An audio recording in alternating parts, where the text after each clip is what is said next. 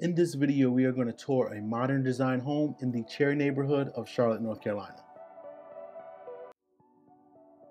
I personally have a love-hate relationship with the modern design homes here in Charlotte.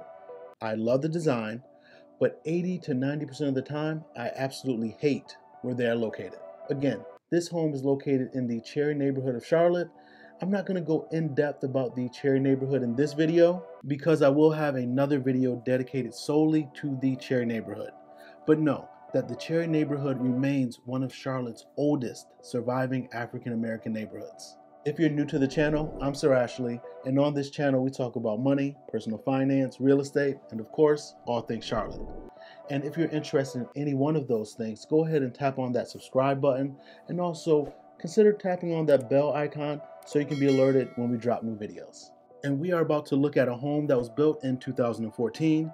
It has 3 bedrooms and 2.5 baths and is 2,400 square feet. As we go inside and tour this home, please leave a comment down below and just let me know your thoughts about different portions of the home. All right, let's go take a look.